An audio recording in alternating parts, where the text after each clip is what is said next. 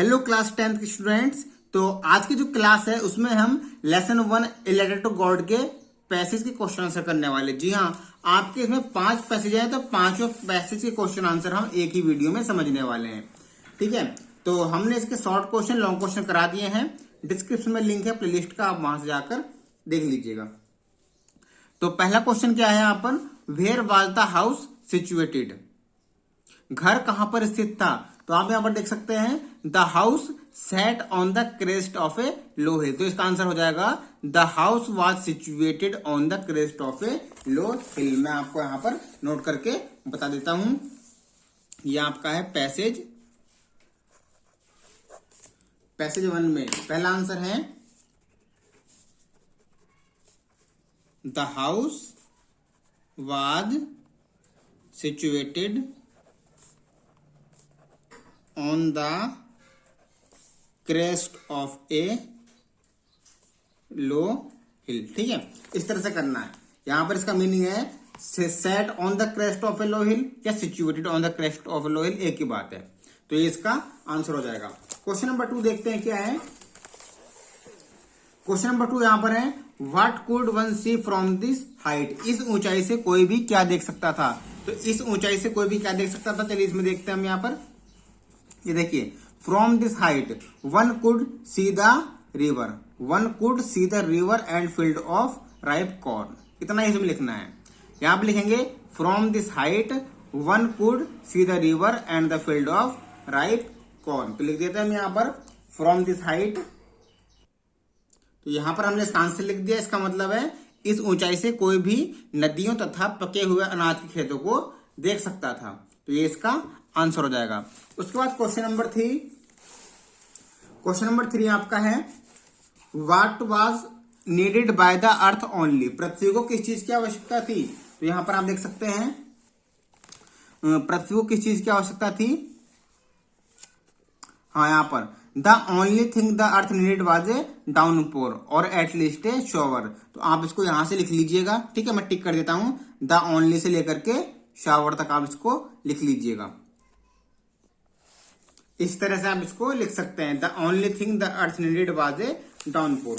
उसके बाद आपका जो है क्वेश्चन नंबर लास्ट है इसका 4 क्या है, who knew his fields intimately. अपने खेतों को भली भांति कौन जानता था। उसका सीधा सा आंसर हो जाएगा लेंचो। ठीक है, यहां पर लिख देंगे Lencho. Lencho new his fields, Lencho new his fields intimately means होता है भली भांति जानना। ठीक है, तो पैसेज नंबर 1 आपका कंप्लीट हुआ। अब हम बढ़ते हैं पैसेज नंबर 2 की ओर।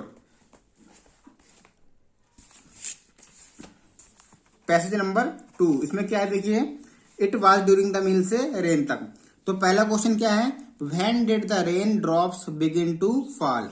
यानी कि वर्षा की जो बूंदे हैं वो कब गिरना प्रारंभ हुई। तो यहां पर आप देख सकते हैं it was during the meal. ठीक है, कब प्रारंभ हुई, हाँ खाने के समय, दोपहर के खाने के समय, जैसा कि लंचो ने प्रेडिक्ट किया था, मतलब अनुमान लगाया। तो हम यहां पर लिख देंगे व्हेन लंचो प्रेडिक्टेड। इसका आंसर हम 1 लिखेंगे,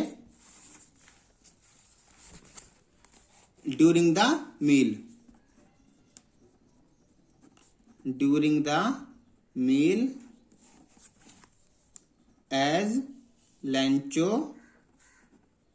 had predicted। ठीक है, इसका आंसर है। दूसरा question, what could be seen approaching in the north east. उत्तर पूर्व से क्या देखा जा सकता था, उत्तर पूर्व से क्या आता हुआ देखा जा सकता था। तो आप यहां पर देख सकते हैं उत्तर पूर्व से, ये देखिए इन the north east huge mountains of clouds could be seen approaching. ठीक है, इन द नॉर्थ ईस्ट हम यहां लिख देंगे इन the north east, in the से लेकर के अप्रोचिंग तक। इन the north east huge mountains of clouds, huge mountains of clouds could be seen approaching. Could be seen approaching. तो इस तरह से इसका आंसर आपको लिख देना है। क्वेश्चन नंबर 3 में इसमें क्या है देखिए, क्वेश्चन नंबर 3 है why did the man go out, आदमी बाहर क्यों निकला।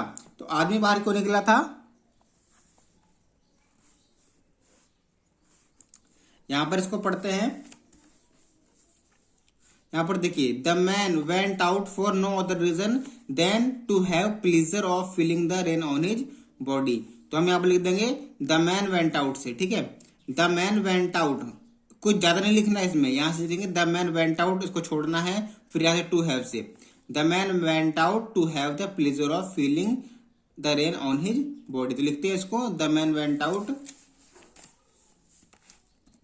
The man went out to have the pleasure of feeling the rain.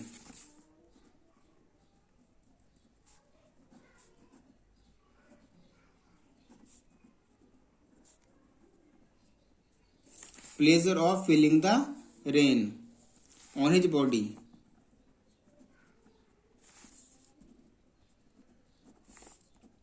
Question number 4, from what have the rain drops been compare to, वर्षा की बूंदों की तुलना किससे की गई है, तो किससे की गई थी, नए चांदी के सिक्कों से। यहां पर भी दिख रहा होगा आपको, दे आर न्यू कॉइन्स, ठीक है, न्यू सिल्वर कॉइन्स, यहां पर लिख देंगे new silver coins, new silver coins, ठीक है। अब हम पढ़ते हैं पैसेज नंबर 3। पैसेज नंबर 3 में क्या है, what A satisfied expression he regarded the field of ripe corn with his flowers.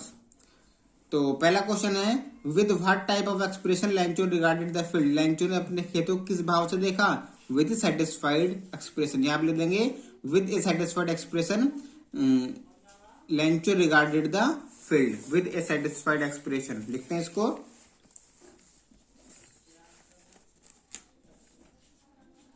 with a satisfied expression Lancho regarded his field. Question number 2, what happened when strong wind began to blow, क्या हुआ जब तेज हवा बहने लगी। But suddenly strong wind began to blow and along with the rain very large hailstones began to fall. तो क्या हो जाएगा इसका आंसर, द से, ठीक है। The rain यहां से हो जाएगा very large hailstones began to fall. Very large hailstones began to fall, क्या मतलब है इसका, बहुत बड़े बड़े ओले गिरने लगे। तीसरा question, why did the boys go out, लड़के बाहर क्यों गए थे। तो द बॉयज लिखेंगे द बॉयज से, द बॉयज इसको छोड़ना है, the boys ran out to collect the frozen pearls, ठीक है, जमे हुए मोती को वो बाहर देखने इकट्ठे करने गए थे। The boys went out to collect the frozen pearls, the boys went out to collect the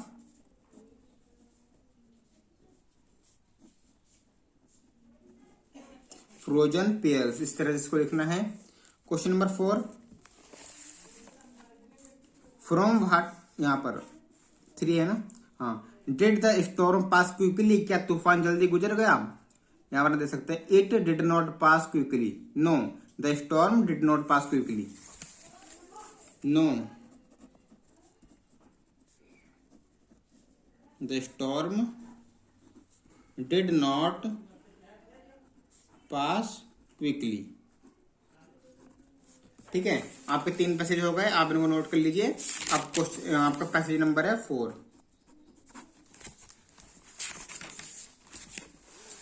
passage number 4 में क्या है?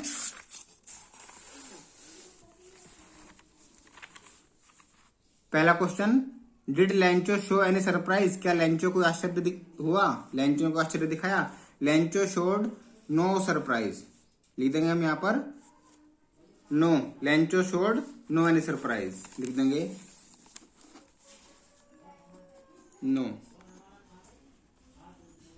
Lencho showed SHOWED no any surprise. दूसरा, why did Lencho became angry?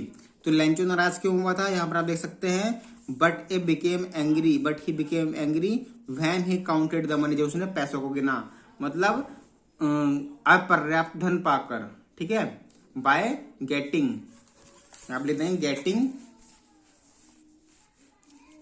Lencho became angry, Lencho became angry, Lencho नाराज हुआ because of, के कारण, insufficient, इसको हम अपनी तरफ से लिख रहे हैं, ठीक है, इनसफिशियंट मनी, अपर्याप्त धन के कारण लेंचो नाराज हुआ था। उसके बाद question number 4, what was the expression of Lencho while writing the letter? पत्र लिखते समय लेंचो के भाव कैसे थे? तो पत्र लिखते समय लेंचो के भाव कैसे थे? With much wrinkling on is bro, उसकी जो भौहें थी, माथा था, उस पर सलवटें थी, ठीक है। तो हम यहां पर लिख देंगे ही वॉज वेरी सैड, यहां पर लिख देंगे he was very sad,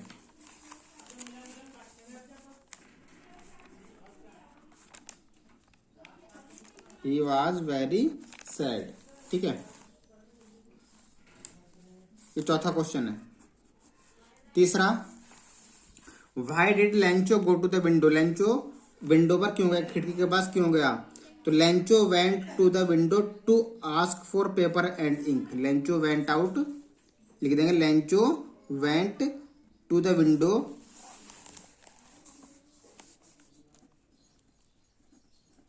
Lencho went to the window to went out, ठीक है, to went out,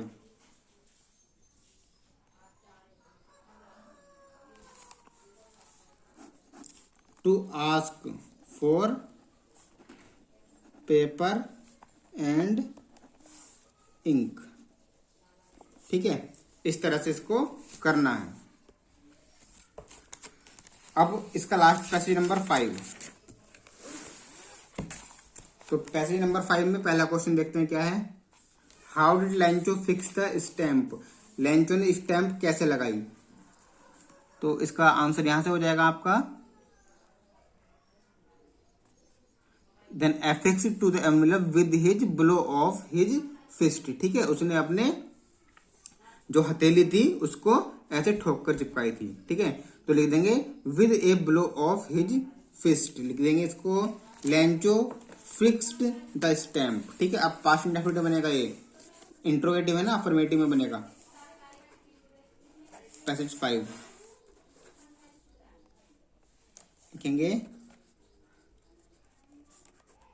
Lencho fixed the stamp with his blow of fist, ठीक है, या with blow of his fist, दोनों ठीक है। दूसरा,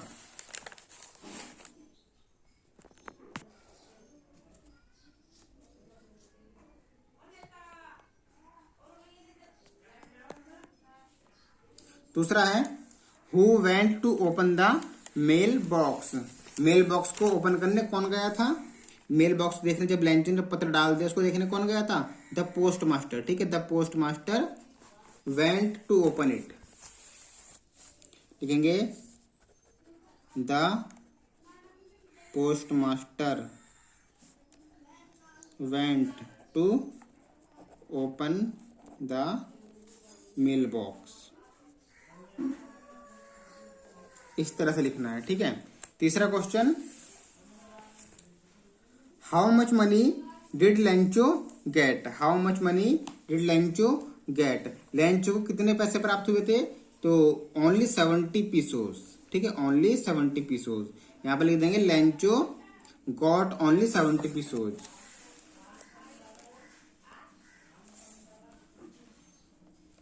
लेंचो देखिए गेट है वहां पर, ये सेकंड फॉर्म बन जाएगा got, Lencho got only 70 pesos. उसके बाद चौथा question,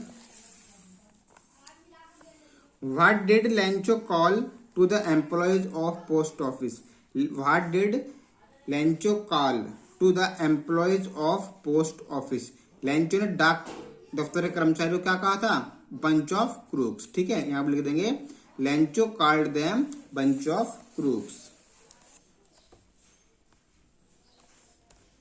Lencho called them bunch of crooks, ठीक है। तो इस तरह से जो आपका चैप्टर 1 ये कंप्लीट हो चुका है। बाकी सभी पार्ट इसके डिस्क्रिप्शन में लिंक है, प्लेलिस्ट जाकर आप वहां से देख लीजिएगा।